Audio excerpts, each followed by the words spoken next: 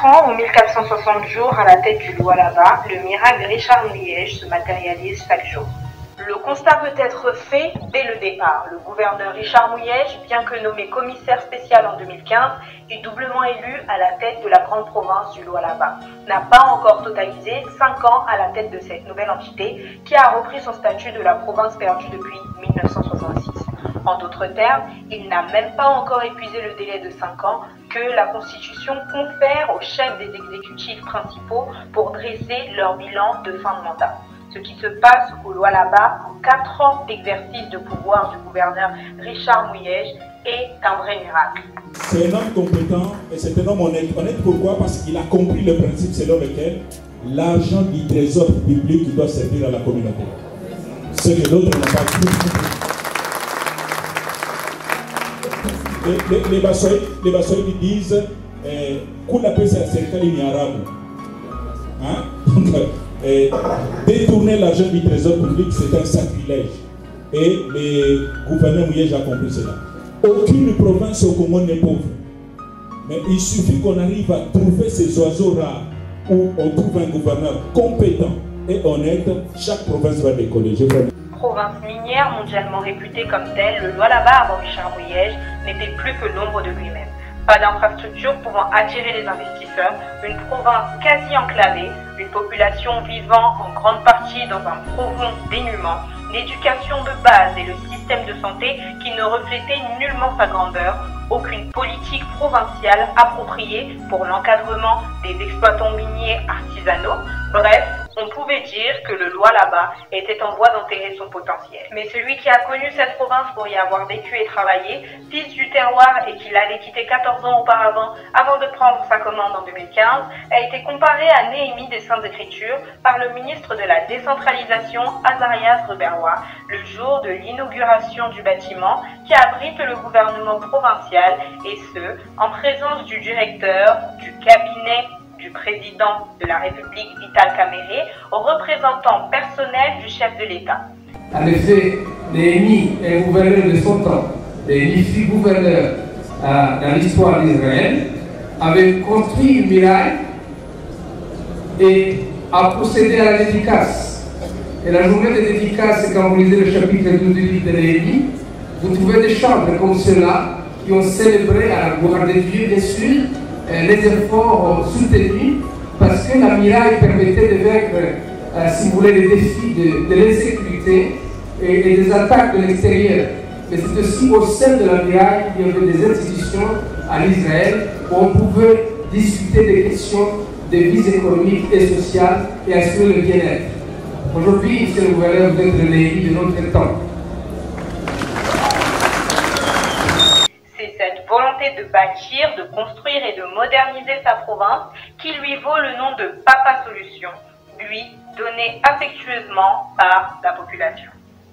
Dans ce registre des infrastructures, outre le bâtiment qui abrite le gouvernement provincial, celui qui servira à l'Assemblée provinciale est déjà en phase finale et sera rendu prochainement. Les routes Kolwezi et la nationale qui mène à Likasi sont construites selon les normes internationales. Celle qui devra conduire au port de Lobito, route du Dilolo, a connu le début des travaux le 30 juillet 2019. Une fois rendue, elle favoriserait le transport des marchandises par camion de Lubumbashi à Kinshasa via l'Angola et le poste frontalier de Lufu. Les routes Solwezi devant relier Kolwezi à la Zambie permettraient de favoriser les rapports économiques entre la RDC et la Zambie. En plus de cela, elle limiterait sensiblement le transport des marchandises par la route de Kasumbelesa. Cette route est inscrite dans le plan quinquennal du gouverneur Richard Mouyej, mais la liste ici n'est pas exhaustive. Sur les écoles et universités, le miracle Richard Mouyej touche toute la province. Plusieurs écoles aux normes internationales sont construites à Kolwezi, ainsi qu'à l'intérieur de la province, telles que les écoles de Muchacha et de Dilolo.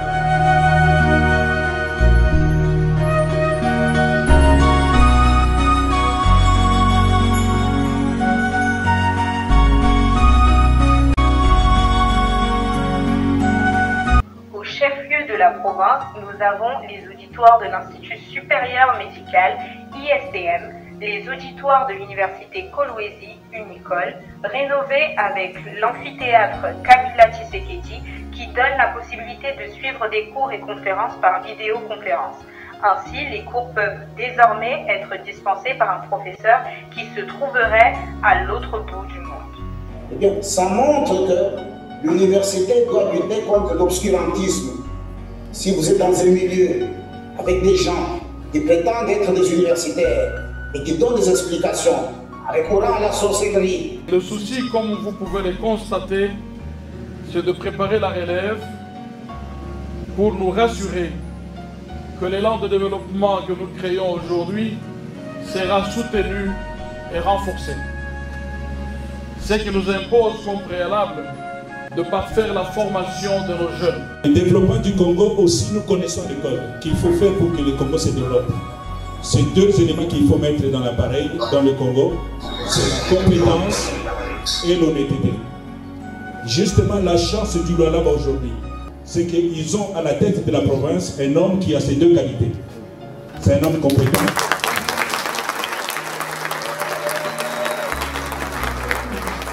Dans la gouvernance du gouverneur Richard Mouyej, rien n'est laissé à l'abandon. Tous les territoires de sa province vivent ses marques. Toutes les couches sociales se retrouvent dans sa politique. Les défis sont relevés avec courage, abnégation et sagesse. La prévention prend le dessus au châtiment. La politique provinciale est gérée avec beaucoup d'humanité. Le Lualaba, terre d'accueil, suscite de plus en plus de la convoitise. Province minière, le gouverneur Richard Mouyej, travaillant avec certains partenaires, dont la société NB Mining Africa du président Pascal Deveragy, met le cap sur l'encadrement des creuseurs artisanaux afin de les aider à mieux vendre leurs produits, mais aussi à éviter la fraude. Le centre de Génos à Mousompo est une grande première dans notre pays qui fera école à coup sûr.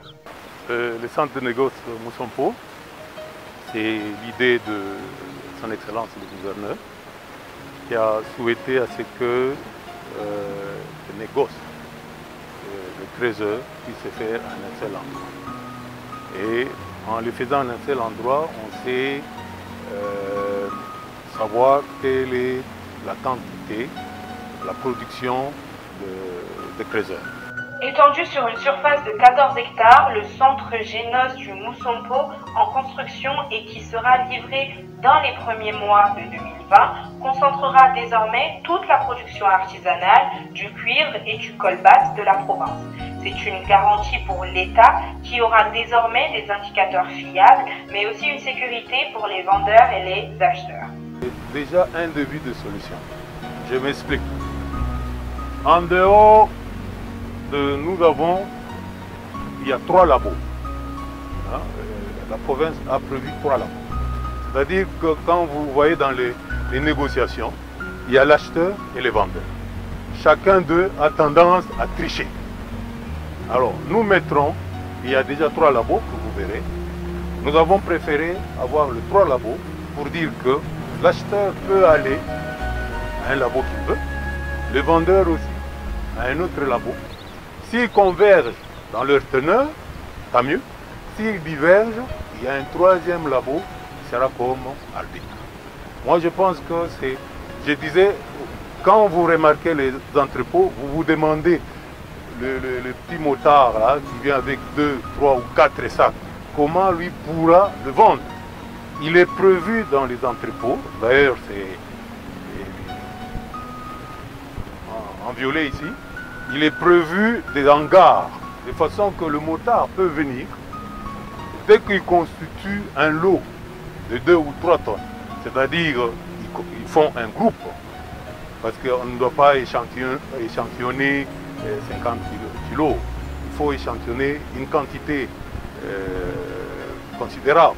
Alors, on peut les mettre ensemble avec les systèmes de tests.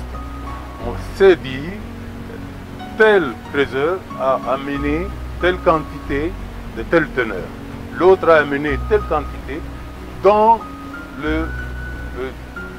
une tonne ou 2 tonnes qui vont constituer. Chacun pourra avoir sa part au prorata de la quantité et de la teneur. Et il est prévu que ces gens viennent aussi vendent. Mais les entrepôts, c'est pour des personnes qui viennent avec des grandes tonnes. Alors, dans ces centres de négoce, vous verrez que nous avons 4 groupes. Nous avons les dépôts, nous avons l'administration, nous avons les parkings et puis nous avons les services. Dans les dépôts, pour l'instant, vous remarquerez qu'on a 2 types de dépôts. Le premier type de dépôt, il y en a déjà 20, déjà construits, dont la capacité est de 1200 tonnes. Nous disons la longueur est de 12 mètres sur 15 et la hauteur est de 3 mètres. Ces dépôts peuvent prendre 1200 tonnes de minerais. Le deuxième type de dépôt, c'est le type que vous verrez en cours de construction. Il y en aura au total 64. La politique de la province est d'arriver d'abord à constituer une centaine de dépôts.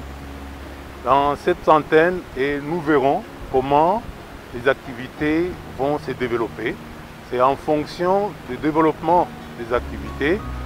C'est pourquoi nous avons prévu une extension. Vous voyez, il y a l'espace de l'extension. C'est-à-dire, si les activités s'accroissent, nous allons étendre. Nous irons au-delà de la centaine. On a souhaité, du point de vue administration, que toutes les entités qui peuvent octroyer les documents soient concentrées à Moussoko. Que personne ne puisse chercher à rentrer en ville afin de disposer les documents. Tous les services seront concentrés. En dehors des services étatiques, même les banques, de façon que les transactions puissent se faire de façon normale. Même les banques seront installées ici. Nous avons un parking qui, pour le moment, ce parking qui est là, pour le moment, peut prendre une centaine de remorques. Je dis une centaine de remorques. Et pour éviter que le conducteur des remorques, quand ils peuvent faire 2 ou 3 jours ici, se retrouvent dans leur camion, nous avons prévu un guest house, un hôtel, nous avons prévu un shopping et nous avons prévu même un garage. De façon que s'il y a même une panne, ils peuvent demander d'être réparés. Si les activités accroissent, nous pourrons augmenter. Il y a une extension que vous verrez de l'autre côté. C'est pour les quartiers résidentiels. Afin de ramener la population qui travaillera ici, de ne pas être loin de leur lieu d'activité. Pour l'instant, la concession actuelle est de 14 hectares. Cet élément ne reflèterait pas l'ensemble du miracle Richard Mouyège au Lualaba s'il n'évoque pas la volonté de ce grand gouverneur de diversifier l'économie de sa province. Le cap est mis sur l'agriculture et le tourisme. Faire du Lualaba une terre agricole est une ambition affichée du gouverneur Richard Mouyège qui s'est déjà lancé dans la distribution des intrants aux paysans. Province yetu iko na ambition ya kutoka mu butumwa ya mamine ile banaita mining na kudevelope kazi ya mashamba ya kulima na kazi ya tourisme. Alors mkazi ya mashamba il faut tuformer bagronome yetu. Wale wa zamani wanatumika wanasabu makazi ingine. Un encadrement de la masse paysanne est déjà en route. De son côté, le site touristique de Katebi est un premier pas dans le tourisme qui constitue désormais la vocation des Lualabais grâce au leadership du gouverneur Richard Mouyège.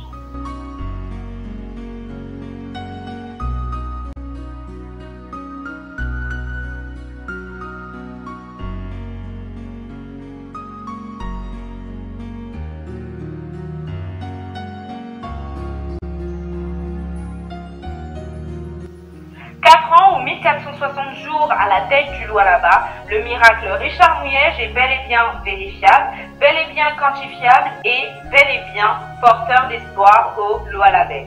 que l'avenir de cette province sache profiter et préserver les acquis du gouverneur Richard Mouyej. La voie vers l'émergence et le développement de la province étant tracée par le management de l'homme qui est à la tête du Lualaba depuis seulement 2015, le soutien sur sa personne s'impose. Que vive la province de Lualaba, que vive le gouverneur Richard Mouyej.